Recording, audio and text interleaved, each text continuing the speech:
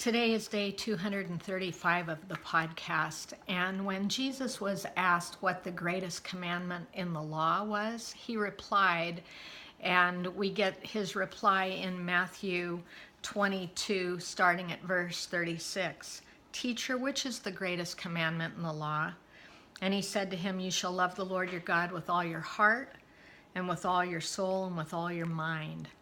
And this is the great and foremost commandment. The second is like it: you shall love your neighbor as yourself. And on these two commandments depend the whole law and the prophets. That's Matthew 22, 36 through 40.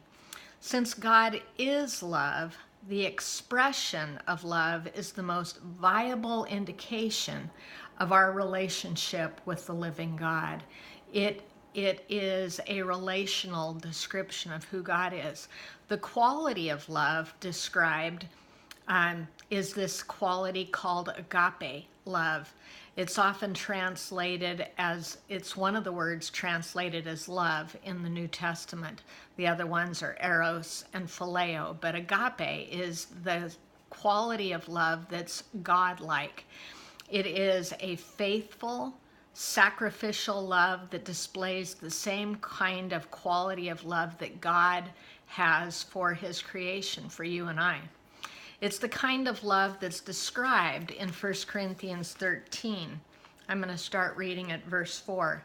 Love is patient, love is kind, and is not jealous.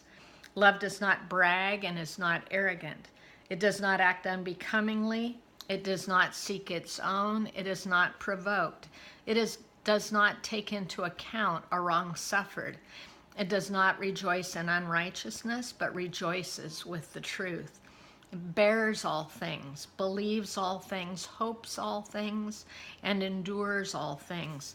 And love never fails. This quality of agape, it never fails. This kind of love is the energy, the force that's released when that fusion of oneness takes place. This is what that energy, a release of that energy looks like. This kind of love extends the power of belonging to each individual part, and it extends the power of loving. It extends this power of oneness to belong to one another. This kind of love allows his kingdom to be on earth as it is in heaven. So today's question for you: what has God used in your life to increase your capacity for love and to love?